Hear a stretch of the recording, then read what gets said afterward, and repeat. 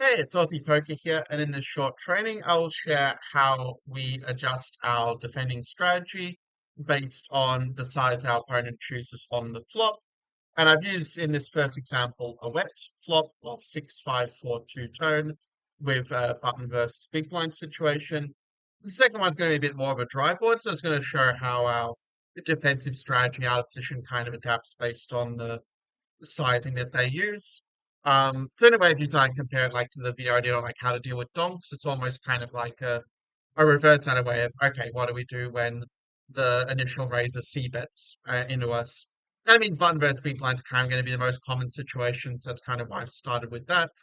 And also, there's kind of an interesting spot where, of course, when you have a very connected low card board, you can see that the equities run very close to the point where actually the big blind even has a small advantage over the button on this kind of run out, just because we are defending with a lot of these kind of a lot more of these suited hands and a lot more these kind of like these sort of low card hands that will make like a pair or two pair or pair plus gutter and or pair plus open ender, this sort of thing.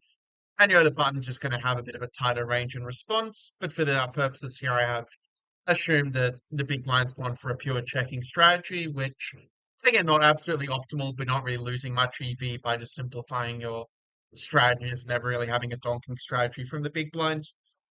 But yeah, looking at kind of the button, like the way I'm going to approach this is I'm not going to go deep in like turns and rivers like I did in the previous training I did, but I'm just going to really focus on the flop as an example. And okay, I understand, of course, if you look at the turns and rivers, and the strategy and how we defend will be a little bit different because the ranges will be different.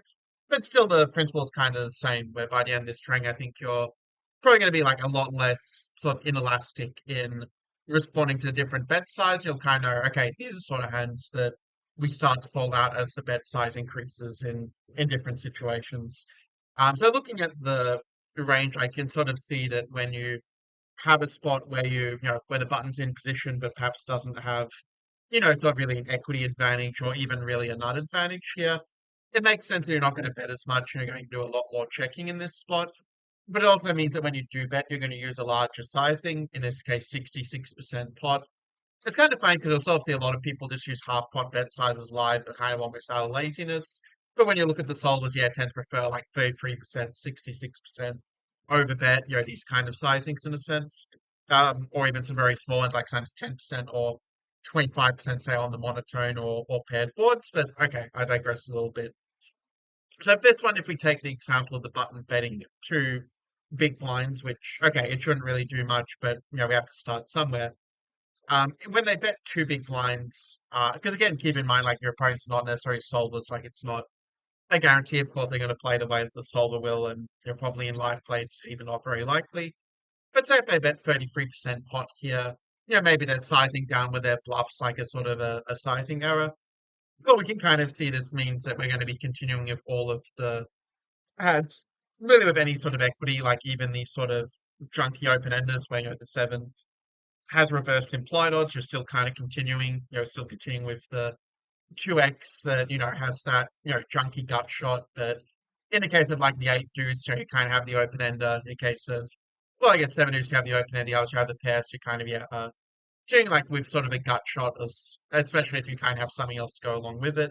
In the case of the junky one, but yeah, basically, in this case, yeah, you're continuing pretty wide. Like even a lot of the overcards also going to be continuing in this spot. Usually, yeah, the lower ones with some sort of gut shot is kind of what you want, whereas the higher sort of overcards, like yeah, Queen Jack suited is one of those hands where yeah, it just doesn't really connect with this flop in any sort of way. So it becomes a very easy fold, but if you have Queen Jack in with like the back door, then the overcards plus back door are going to in general be sufficient to kind of continue in these cases, where I guess the Jack 10, Jack 9 suit being perhaps a notable exception, but as a general heuristic, yeah, if you've got overcards plus backdoor, you can continue. And even just like a naked ace high is also going to be sufficient to continue against a very small sizing, unless you have like ace deuce where you only have the gutter, but yeah, just not really so much room to improve in a way. Because even if you get the ace, like they might have a better ace in a certain sense. Because there will be a lot of ace X also in their defending range, like virtually all the ace X as well as you can see in the pre-flop range. And yeah, in terms of like the raising, like I guess this is one point where if they do pick like a wrong sizing, it can allow you to make certain raises where we kind of see the hands like the sort of weaker 7x and the weaker 3x kind of being sort of the ideal hands for like the bluffing part.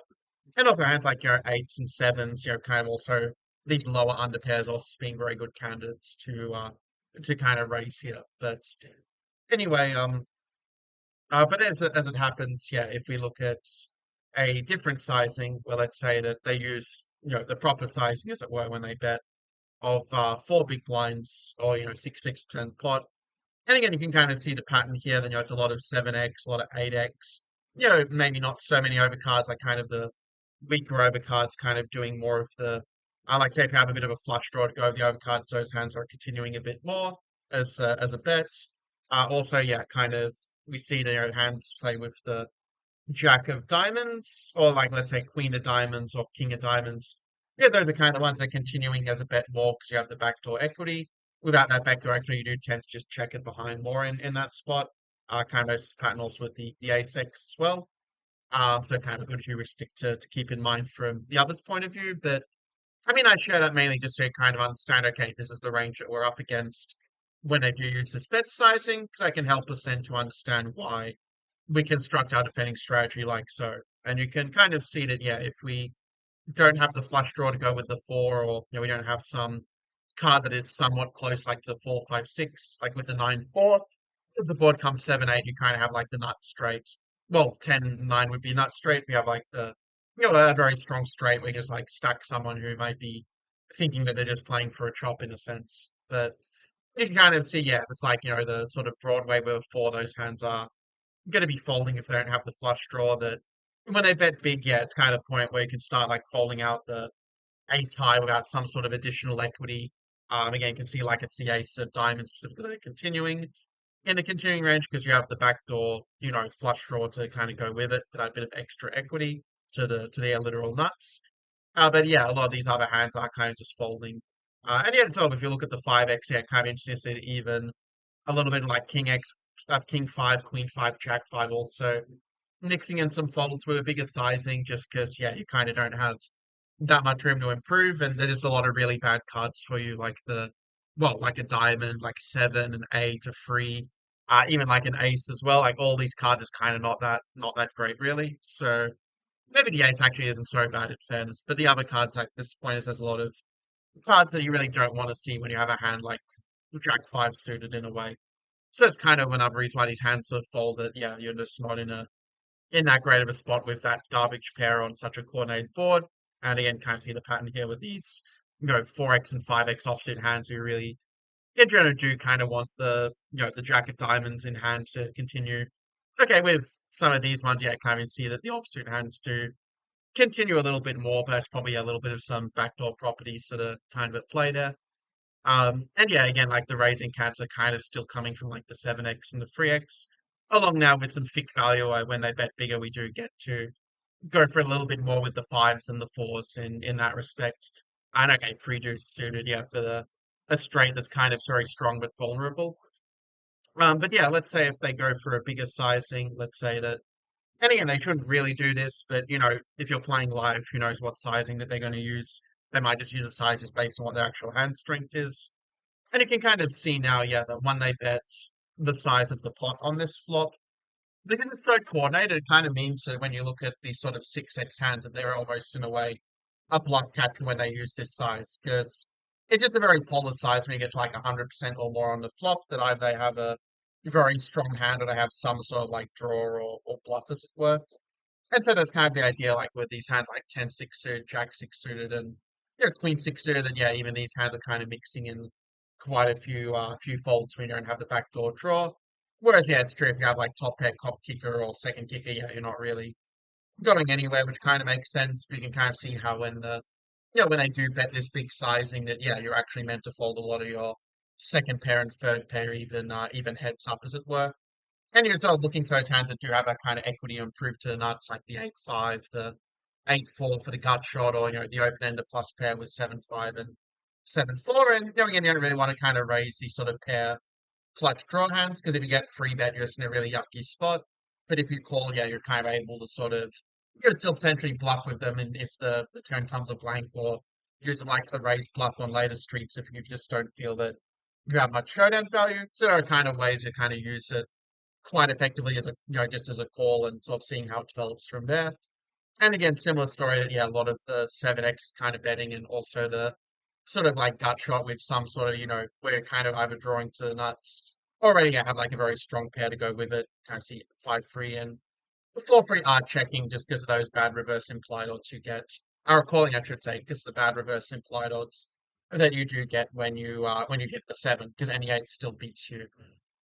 So the other two sizes, I mean, it might seem a bit weird to go for like a 12x sort of pot shove here, but if they do go 150, you can kind of see again there's that little subtle difference that when you overbet 1.5 times the pot that in this case, and again this is all like more theoretical, but so we see that yeah, now even the 6x are kind of mixing in a lot of faults. So you do, I mean, you continue still with the backdoor heart draw because you still have that like draw to a very strong hand to go at the top there, but without it, you're actually going to be mostly folding in this case. And also in practice, like when they overbet, it's usually a pretty underbluff spot, so you also can kind of probably make those sort of almost pure exploitative faults with the with the top pair out the back door, and it honestly probably won't hurt you too much unless you're really playing like a total maniac or something. But then you can even see like now when they use such a big size, yeah, even some of the 7x is also actually folding, which is kind of interesting. You kind of want the the high card of the diamonds to continue again for additional backdoor. Just with the open ender, you're only getting that kind of 36% equity from the raw open ender, as it were. So that's kind of the the logic in that case, as it were. That you're just not quite getting the right odds when they bet to 1.5 times the size of the pot. So this means that the draws, yeah, kind of just get kind of weakened down, and you're even not going to false like some of the draws with kind of like a higher sort of overcard in a sense that doesn't connect with this flop in any real way. And finally, if they do go all in, just this one again, kind of a bit more hypothetical, but you can kind of see that, yeah, basically at this point we are now just almost pure folding like the 6x that we're kind of going to continuing if we have like the gut shot, if you have like a really good high card like the ace in a sense, or let's say the king with a backdoor flush draw, then it will mix in some continues. But in general, yeah, when they sort of overbet jam, like it's just very polar, like they either have the nuts, they have nothing. So it becomes less about, let's say, okay, what sort of good, let's say, hand to bluff catch with, and more, okay, what's a hand that it still has equity, even if, say, they have pocket sixes, so I still have some kind of half decent equity, and it's just going to be hands like the eights, the sevens, the hands like with that 7 in them that also have a pair to go with it, where let's say if they have, trying to like what a good example would be, but like let's say if they have, 6-5 and or something.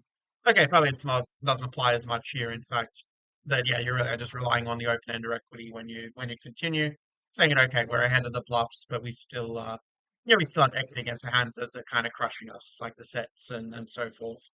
But anyway, that's kind of yeah the breakdown for this hand one.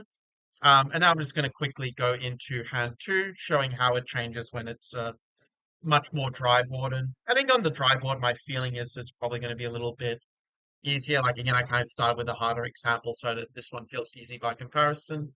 But yeah, let's say if we take the different bet size in this under the gun versus button. So, this is a time where if they see bet, but where we at least have the position to see how that kind of affects the way in which we play our range, as it were. I know it's still 80 big blinds MTT like the last one we saw. And yeah, we can see that on a board like ace nine deuce here. I know it's a very different kind of flop, but it is sort of the case, like as I talked about on some previous trainings, that where ace just kind of just hits the early positions range quite well in a way.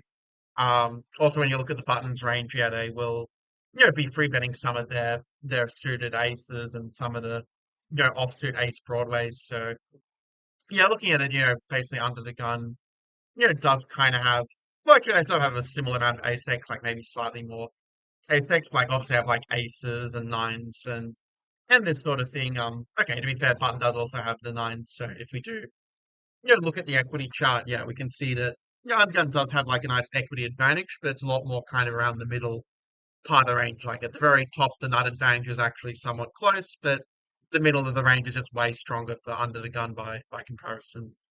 So let's say if the undergun does, do the correct sizing of betting 2.5, of like 33% pot here, or just under 2.5 big blinds. Yeah, you can kind of see in the button we're not really folding all that much here. And okay, it also helps that we kind of picked a good pre-flop range to begin with. We're not just defending with any kind of junk, just saying we have position. But yeah, you can kind of see like obviously the suited connectors, like so you sort of like undercards the ace are just generally folding in this spot. The reason you'll still see a hand like Queen 10 suited continue is because you kind of have a double backdoor with Queen 10 suited, with like the backdoor flush, but also the backdoor straight. And when you do make the straight, usually going to be the nuts, like something like King Jack or, you know, let's say 10, I'll tell you, I've had like 8 and Jack then you're kind of making the nuts straight with these sort of hands, whereas, yeah, with a hand like 10 eights, okay, I guess you are wrapping around the 9, but yeah, if you take a kind of like 8 6, you kind of have those bad reverse implied odds for even if, let's say, you do hit your straight with, let's say, a 7 and a 10, like you're still like getting crushed by Jack 8 and so forth, is kind of the idea. So, anyway, looking at, sort of the rest of the range here, you kind of see that obviously we're continuing with any ace, any 9, any, yeah, sort of like double back doors. Yeah, even like 8 7 kind of getting in there with a double back door just because it's more connected with the 9. Because when I had like 8 6 here, you kind of need the 7 to hit your straight. Whereas with 8 7, you kind of have that open ended with either a 10 or a 6, which is a lot nicer by comparison. It just gives you that bit extra equity. And yeah, if you look at sort of where the bluffs are coming from, like it's not a lot of bluffs, but it's kind of coming out from like the fours, the threes, the 5 4 suited, like the sort of junky gut shots or really sort of garbage pairs that kind of going for the bluffs. And then you're bouncing out with like ace two suited and twos for the really thick value. And yeah, a little bit of top pair like ace king off, ace queen here and there.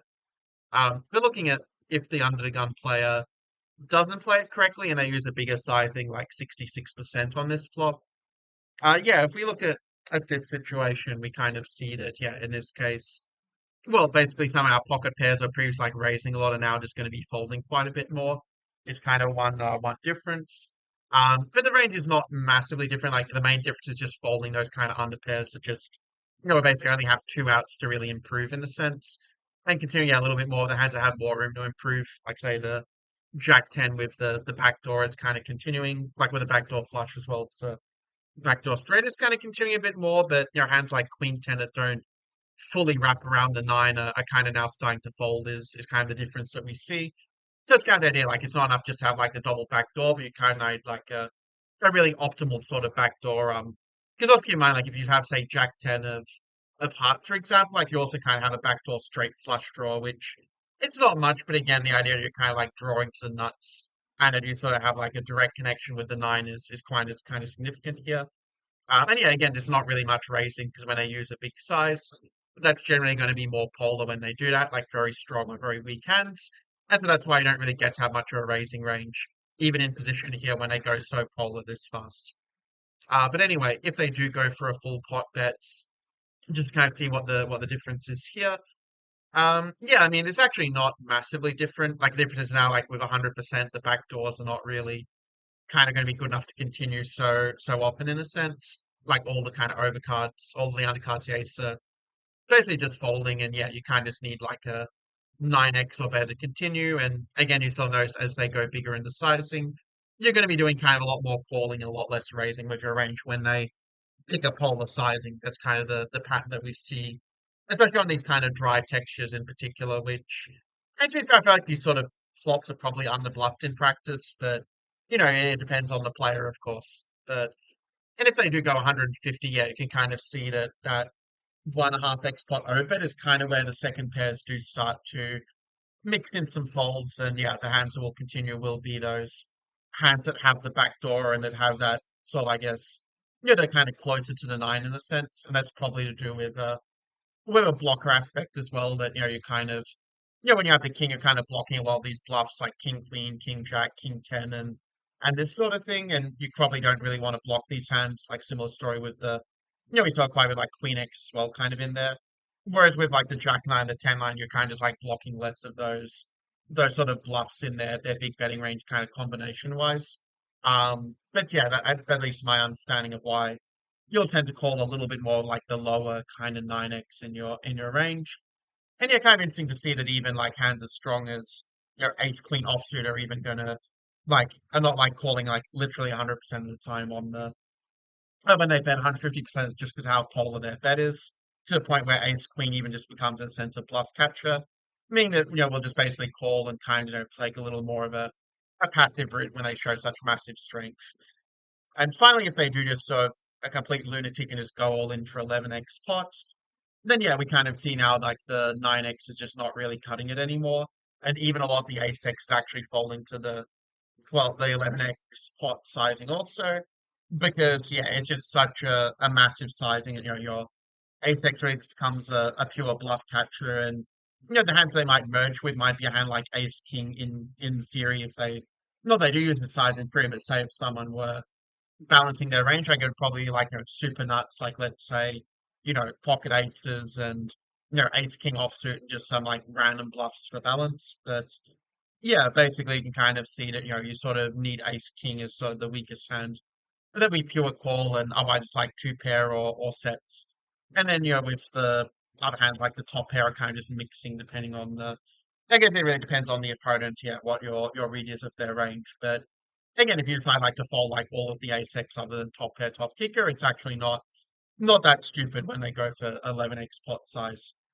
Anyway, I hope that you enjoyed this training. I know I had a lot of fun, creating and just seeing how elastic we should kind of be against the different bet sizes. And like I said, it is true that you can also have it for the turn and river, and there's going to obviously be some different heuristics there. It's going to be a lot more complex, of course, because the answer will vary depending on whether they checked or whether they bet or how much they bet on the flop or on the turn.